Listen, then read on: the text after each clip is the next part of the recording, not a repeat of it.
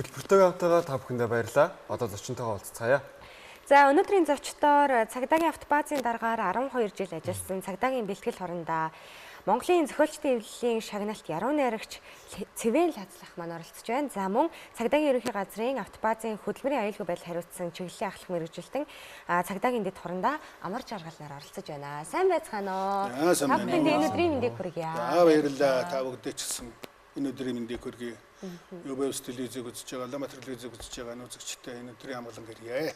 За бид бүхэн цагдаагийн ерөнхий газрын автобаз үүсгэн байгуулагдсан 100 жилийн түүхэнд зориулаад та бүхнийгаа бас нэвтрүүлэгтээ урьсан юм а тэгээ урилгыг маань хүлээн авч ирсэн хоёртаа маш их баярлалаа.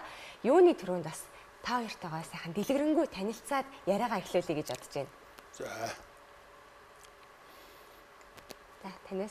За манай цагдаагийн ерөнхий газрын автобаз бол Монголын ууган авточихонд нэг юм байгаа юм. Энэ 1921 онд ардын хувьсгал ясны дараа нэг дотоод явдлын яам гэж байгуулагдаад энэ бааз анх байгуулагдсан.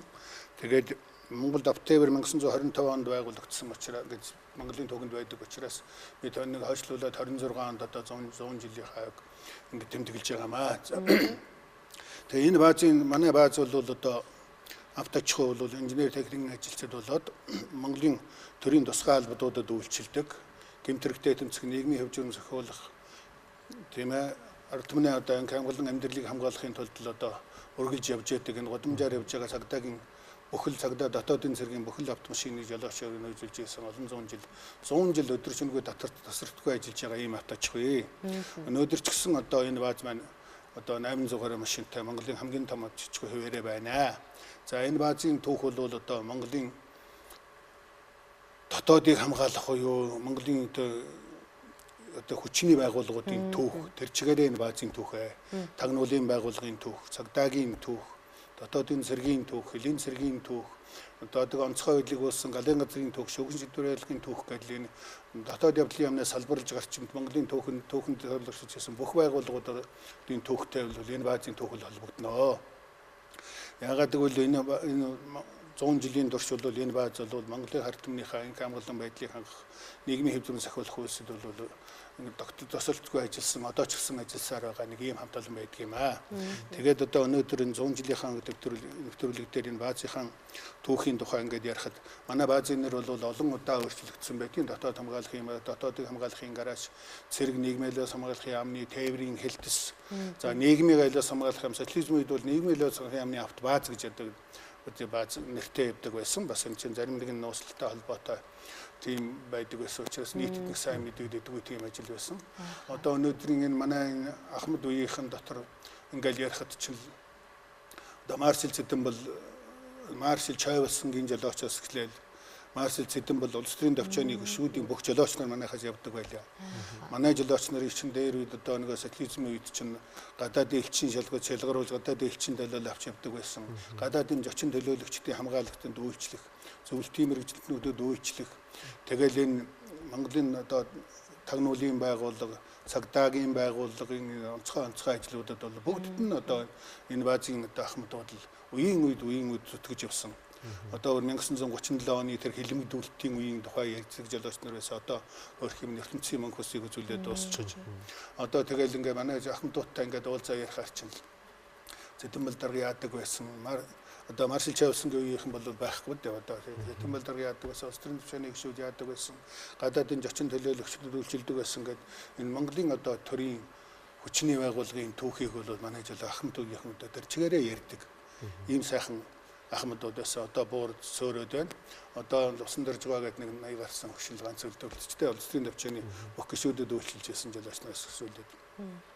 Тэгээ энэ бол одоо улсын тонцгой объектууд тэрнээс гадна цагдаагийн ажлаас гадна нийгмийн тустай ажилд бол их оролцдог тийм бааз байлаа. Ургац сураалтанд тийм ээ одоо ган зудны аюул болоход гал төмрийн аюул болоход хамгийн түрүүнд л энэ бааз яана.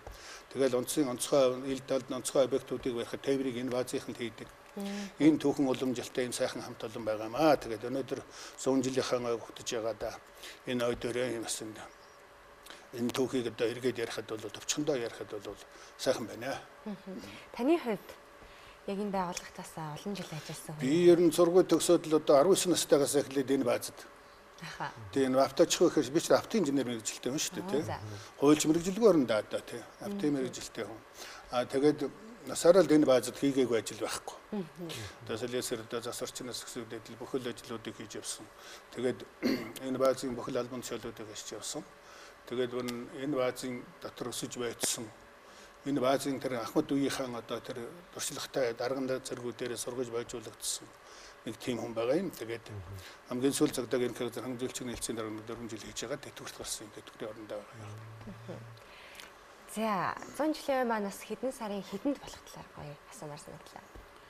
За манай Автоазын 100 жилийн энэ оны 7 сарын 19-ны өдөр зохион байгуулахаар шийдвэр тушаал гарсан байгаа. Одоо албаагчдынхаа одоо ажиллах орчин нөхцөлийг сайжруулах гээд Автоазынхаа одоо гадна талынхаа манай одоо барилга байгууламжууд маань 1968-аас 72 оны юм барилга байгууламжууд байдаг. Тэгээд одоо эднийхээ өнгө үзмжийг засах, доторх одоо аюулгүй байдлыг хангах чиглэлээр одоо нэлээдгүй ажлуудыг бол хийж байна. 100 жил 100 ажил хийж сонсогдож шүү дээ. Үзэгчдтэй ерөнхийдөө бас мэдээлэл хүргэх гээд за Автобааз гэдэг газрыг ер нь бол мэднэ тий. Гэхдээ тэр бүрчлэн бас яг ямар үүрэг гүйцэтгэдэг, ямар хүмүүс эдгийг бидний амьдрал одоо яаж нөлөөлдөг юм бэ гэдгийг тэр бүрчлэн бас одоо залуу хүмүүс ч гэдэг юм уу бидний үзэж бас сайн мэдэхгүй байж магадгүй. Тэр үүднээс бас энэ гоё үйл ажиллагааг хүргэе тий. Ямар одоо ийм чухал ажил үүрэг гүйцэтгэдэг хүмүүс юм бэ гэдгийг бас таниулж мэдүүлэх гэсэн үүднээс өнөөдөр та хоёроо бас студидтэй урьж байгаа юм. Энэ автотевер гэдэг бол бүхэл салбарт байгаа.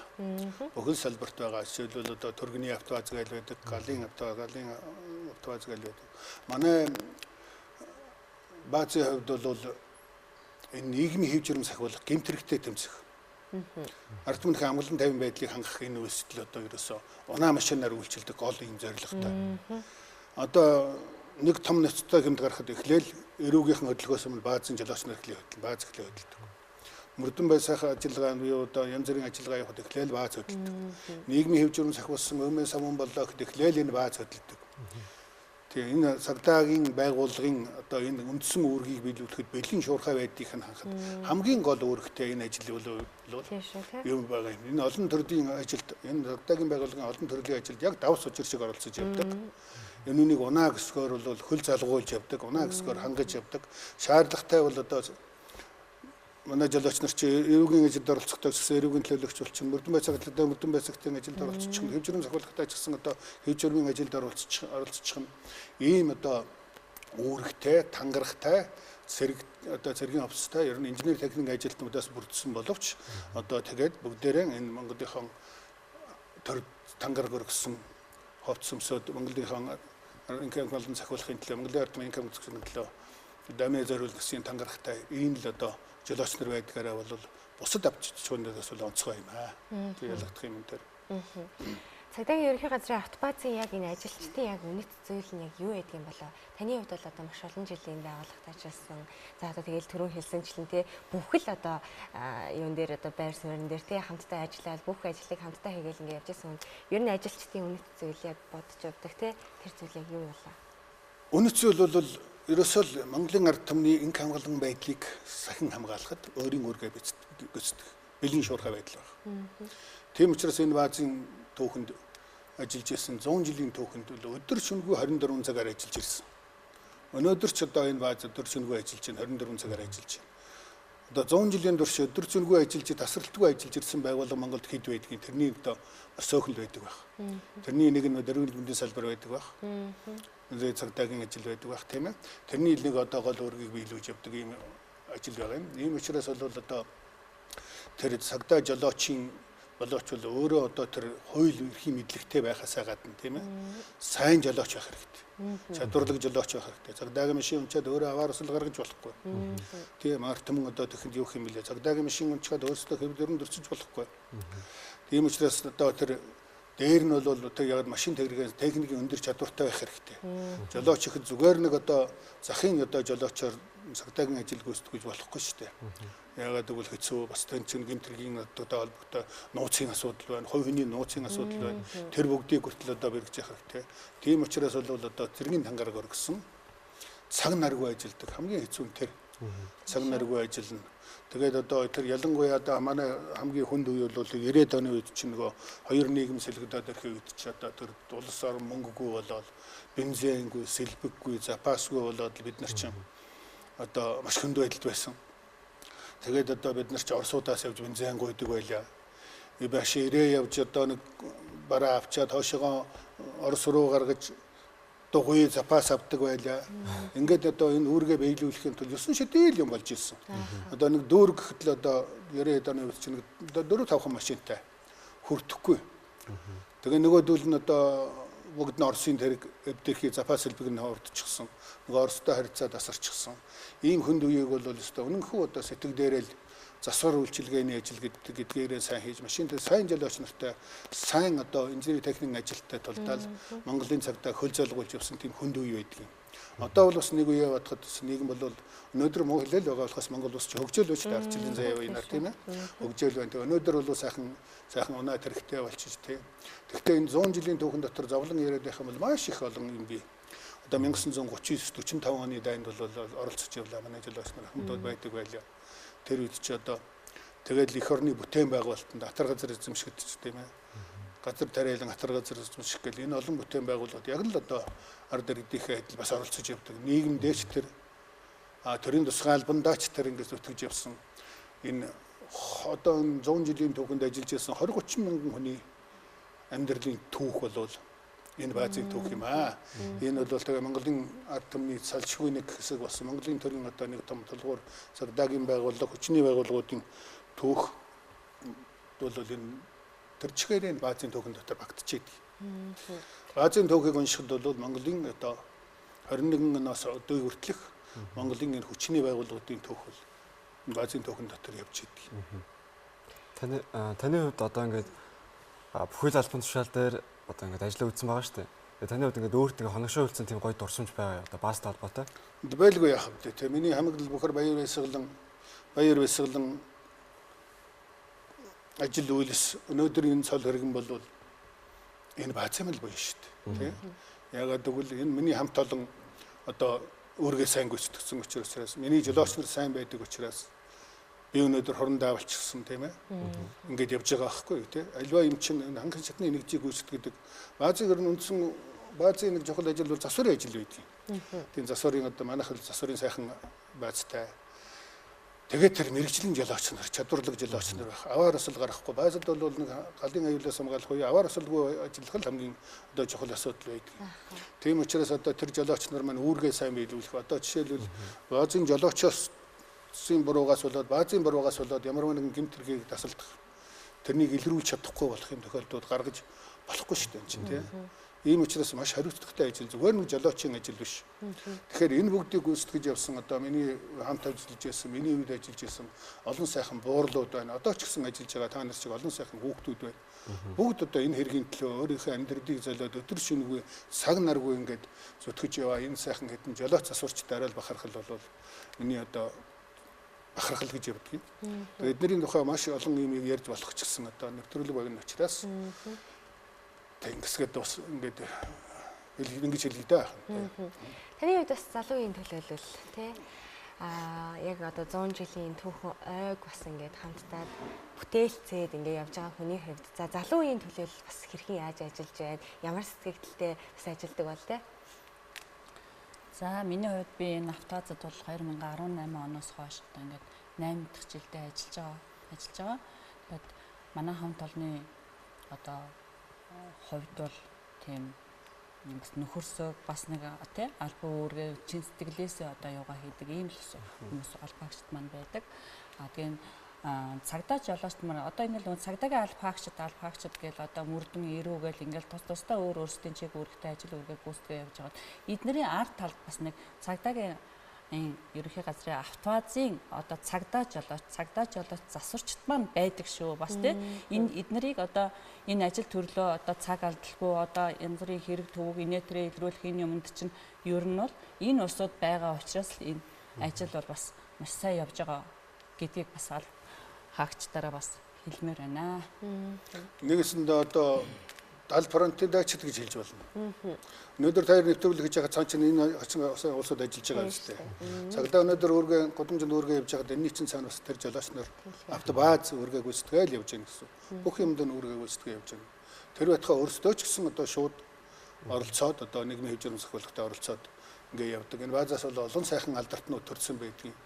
Одоо тэгээд ард түмнийхээ мэдих ингээл олон гавьяатууд, олон хөдөлмөрийн багтаа сайхан алдартнууд төрсэн. Зүгээр ингээл ярихтал одоо ч ардын жүжигчин гомсонгой манай жолооч байсан байдгийг. Ардын жүжигчин Алиа Данзан гээл хүн одоо манай жолооч байсан байдгийг. Тэгээ маш олон ийм сайхан алдартай сайхан юмнууд энэ базаар дамжиж гарсан байдгийг. Тэгээд манайд ч одоо ингээл зүгээр ахлагчаасаа хорондоо болсон. Тийм ээ сэлэсрээсээ баазын дарга болсон. Бүр одоо засварчин энгийн жолоочоос Азийн даргалаа цаашаа засгийн газрын хэрэг газрын орлого дарга бүртэл дэвшсэн 80 олон сайхан ахмадууд байдаг шүү дээ. Энэ ахмадуудын төв энэ 100 жилийн түүхийг ингээд ярих юм бол Монголын түүхийг нэгэн хэсэг үе гэвэл одоо эндээс харж болно. Тэгээд Монголын олон сайхан одоо тэрийн засгаа хамгаалалт, тагнуул, онцгой байдал гээл одоо галын газар одоо засаг төрийн үйлчилгээ, гадаадын зочдын үйлчилгээ энэ бүгдийн энэ үйлчилгээг бол тасралтгүй л одоо 100 жил зүтгэж яваад нэг юм хамт олон өнөөдөр 100 жилийн хаг тэмдэглэх гэж байж байгаа юм. Сайхан санагдаж байна. Бидний ярилцах хугацаа бас маш богинохон учраас нэг асуухыг хүссэн нэг асуулт байна. Таны хувьд бас Монголын зохиолчдын эвлэлийн одоо шагналтай тэгээд 3 2 1 За нэвтрүүлгийн маань цаг богинохон учраас бас нэг асуултыг асуумаар санагдлаа. Таны хувьд бас Монголын зохиолчдын эвлэлийн холбооны шагналт хүн байгаа. Тэгэхээр бас цагдаагийн тухай гайхалтай олон шүлгүүдийг биччихсэн ингээд сонсч ирсэн. Түүний талаар бас ярил те. Олон арга шүлэг байгаа шүү гэж бас сонсогдсон.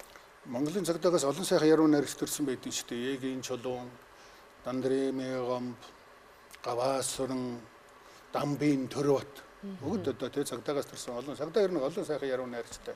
Ер нь бол яруу найрагт бол цагдаагийн сэдв бол бас хүнд сэдв шүү дээ. Цагдаагийн ажил чи өөрөө хүнд ажил тийм ээ. Тэгээд дандаа л одоо нийгэм сүүдэртэй талд явдаг. Дандаа л болох болохгүй юмтай харж явдаг. Хазгай гişгэл өөрөө хэрэгт орчих гэдэг тийм.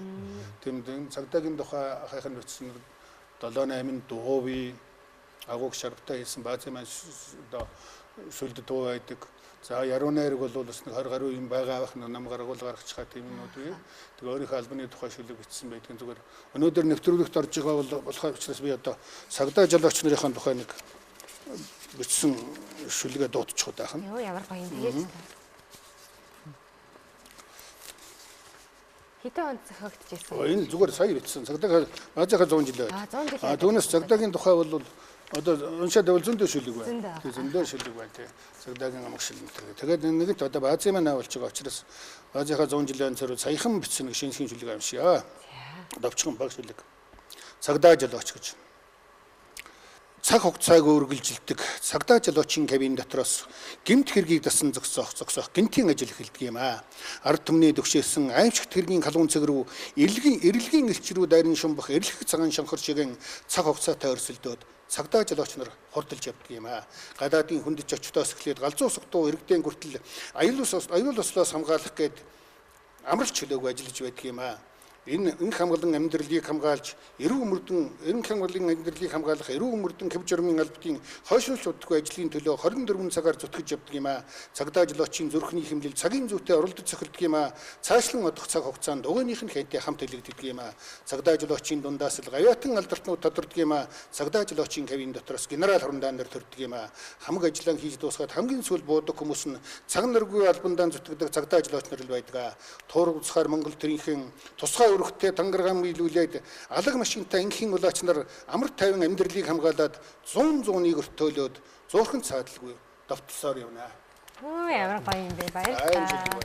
Тэгээ яг шүлгийг сонсож байхдаа цагдаа жолоочийн бас тэр ар гэр бас их чухал байдаг баха гэж бодож байна тий. Бас маш сайн ойлгож дэмждэг байж ээж бас тий тэр чухал ажлыг бас хийж гүйцэтгэдэг болоо гэж бодож байна манай жолооч. Ер нь хэцүү шүү дээ одоо нэг хэргийн төлөө ингээ явахаар чи манай энэ өрөө мөрдөнгийнхэн чинь нэг хэргийн төлөө явахаар мөрөгдөд толгойч шиг болчихдээ шүү дээ. Тэгэл одоо нөгөө бензин байхгүй, машин байхгүй яа нэг өдс одоо тэгээд германаа хавахад өөрхийн нэгэл явна. Тэгээд л ирээд л одоо ингээл бааз руугаа л ирнэ, унаа тэргээл ирнэ. Тэгээд хэдэн хоногоор явна. Тэгээд одоо нөгөө машин тэргэн цөөхөн учраас мөрдөн байсаг нар ч нөгөө дамжуулаад унаа явчихна. Хэд хоногч гэртээ харихгүй явдал байна. Авгаанараа дээрээ хардна, уурлна. Ер нь цагдаагийн амьдрал бол хүнд амьдрал шүү дээ, тий. Монголын ард түмний одоо энэ донд нэг ийм л өөр гүйцэтгэж явдаг. Нэг ийм улсуудын нэг хэсэг нь бол манай цагдаачлал осноор байгаа юм. Тэгээд тэгэл энээс халж харлгүй. Энээс сүсгүй зүтгэж яваа. Энэ сайхан үеийн олон мянган цагдаачлал осныхаа цагдаагийн одоо инженер техникийн ажилтнуудынхаа цагдаагийнхаа тангаргаан биелүүлж явсан энэ сайхан баазынхаа 100 жилийн одоо сайхан тэмдэглэчгээ гэж бид нэр ингэ явж байна да. Бидний ярилцах хугацаа өндөрлөх төгсөн байна. Тэгээд нэвтрүүлгийн төгсгөл та бүхнийгаа мэрэгжилт нэгт за алба хаагчдаа 100 жилийн тохиолдолоо сайхан мэдчилгээ төвшүүлээч гэж хүсэж байна. Гэхдээ одоо мэрэгжил нэгтгэхэр ч одоо цагдаагийнхан да тийм ээ. Цагдаагийнхан да. Тэгээд одоо яруу найрч өнгөч зүгээр бас нэг давчхан шүлгээр мэдчилгээ төвшүүлчихв тийм. Би төрийн шүлэг үнссэн чинь дахиж уншаад явах гээд цагдаа хүний амгшилгээ зөвлөгөд отчих. Цагдаа хүн гэж ер нь хий юм бэ? Цаашдын зорилго нь юу юм бэ? Цагдааг улс том гэж байдгийм үү? Цаа цовлгүй төр гэж орсон тогтнох уу? Төр орчгуудаар цагдаа орчноо. Цагдаа орчгуудаар инх хамгаалан орчноо.